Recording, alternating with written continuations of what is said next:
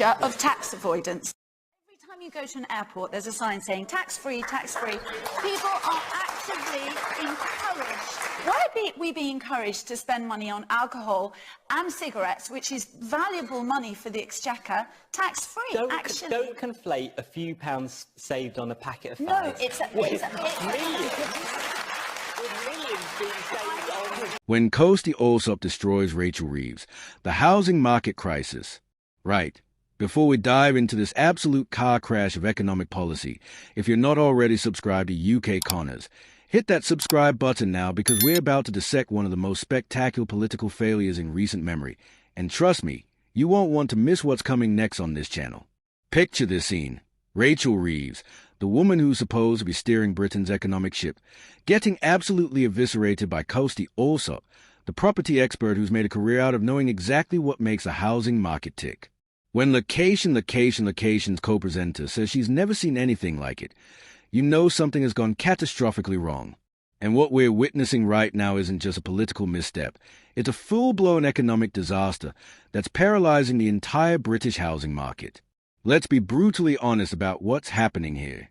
Rachel Reeves has managed to achieve something truly remarkable, and not in a good way.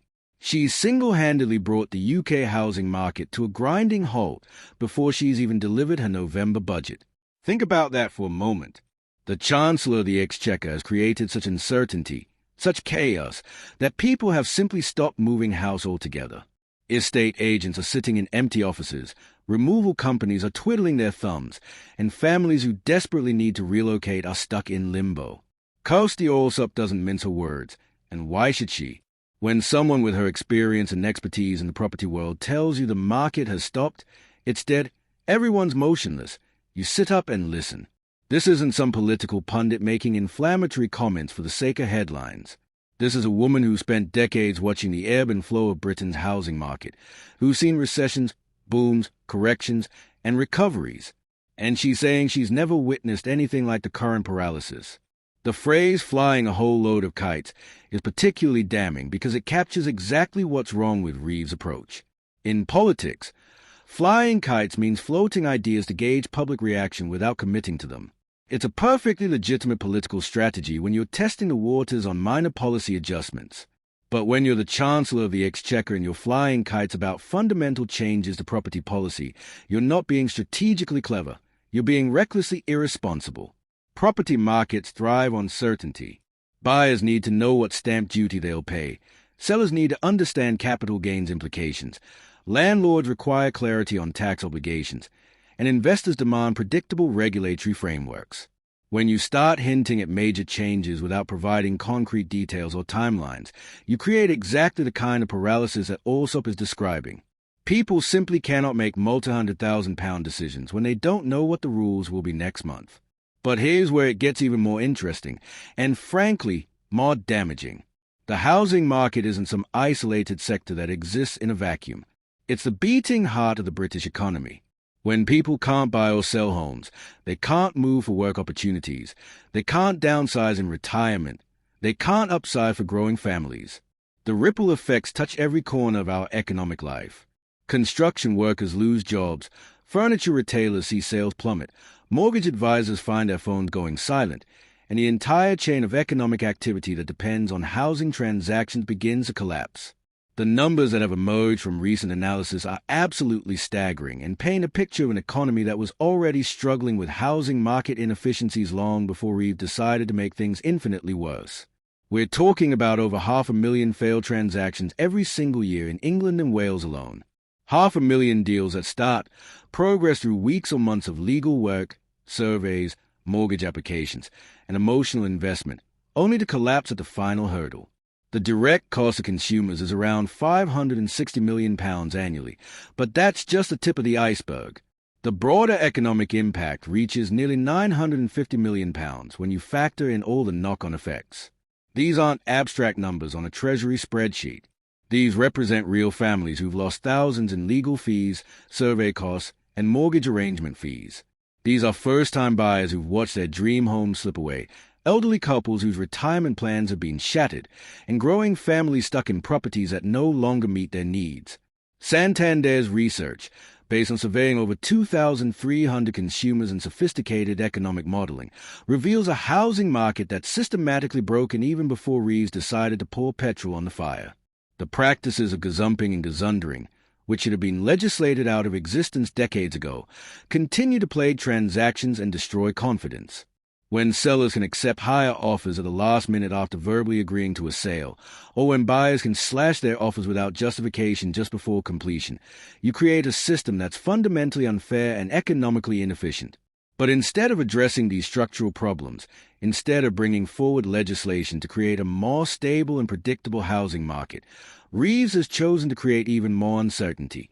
She's managed to take a market that was already struggling with completion rates and make it infinitely worse by suggesting major policy changes without providing any clarity about what those changes might actually involve. The Office for National Statistics data tells us that house price growth is already slowing, dropping from 3.6% year-on-year in June to 2.8% by July. The average house price of £270,000 represents a market that's becoming increasingly unaffordable for ordinary working families, particularly when combined with elevated interest rates and stricter lending criteria.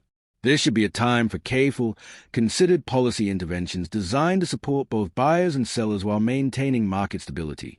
Instead, we have a chancellor who seems to believe that creating maximum uncertainty is somehow a viable economic strategy. Richard Donnell from Zoopla has identified the core problem perfectly.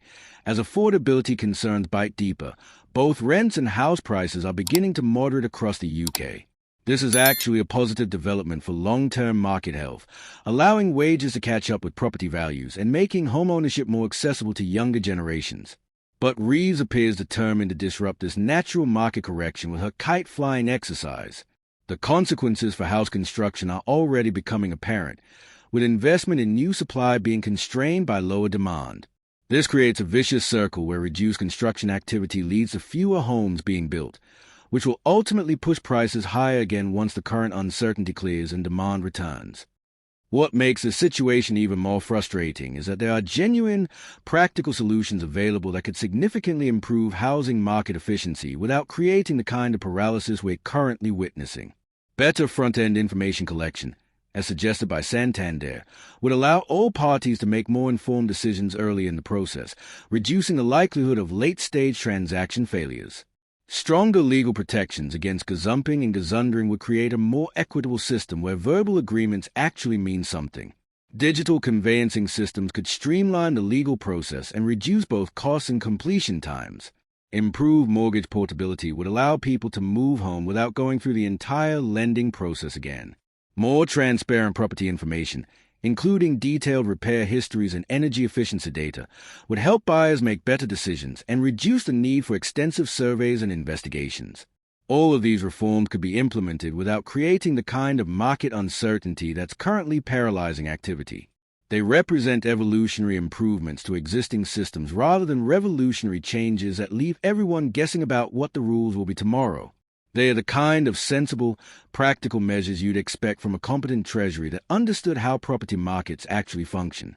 But competence seems to be in rather short supply at the highest levels of economic policymaking right now.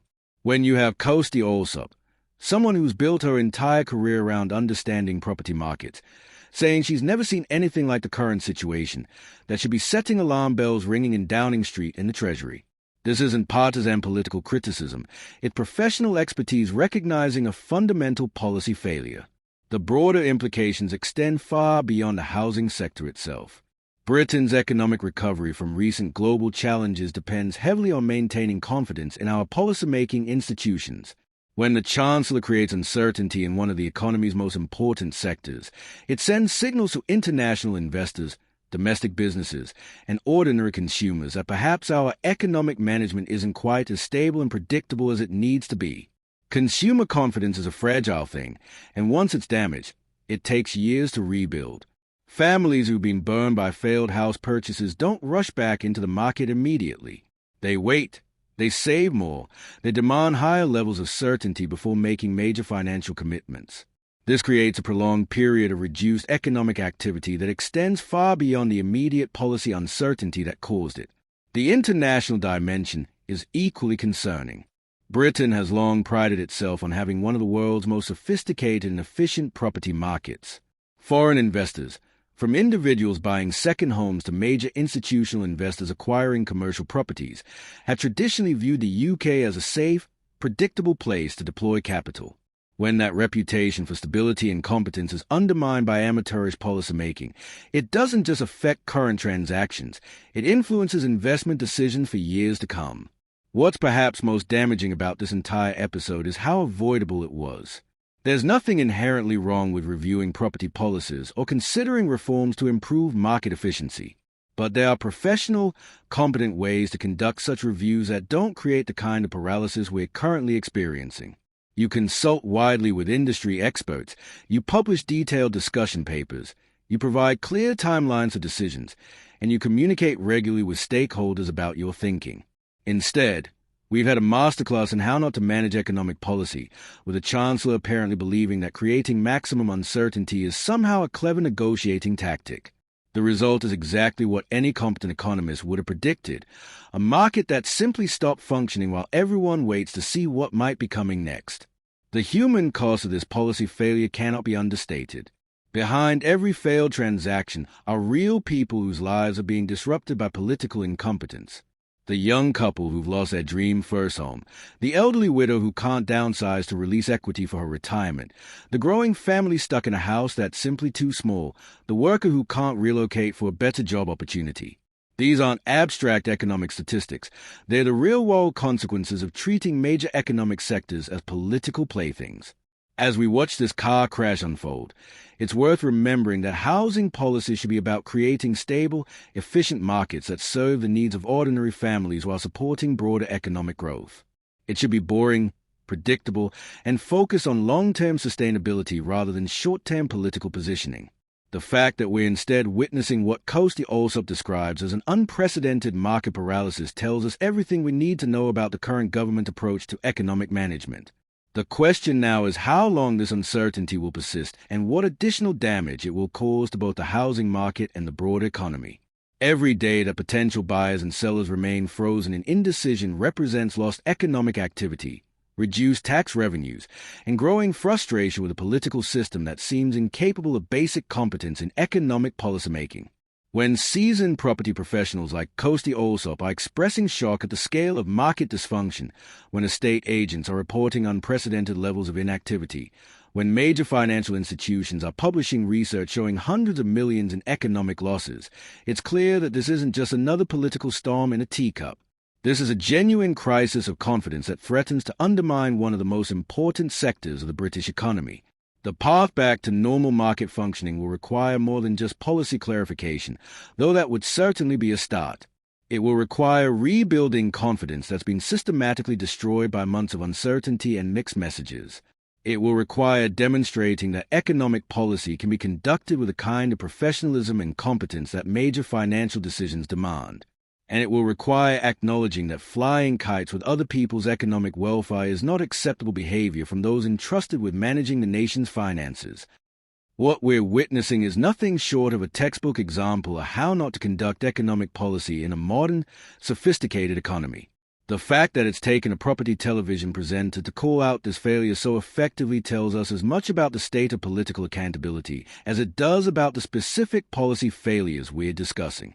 When Allsopp provides more clarity and insight into economic policy consequences than the Chancellor of the Exchequer herself, we have a problem that extends far beyond the housing market.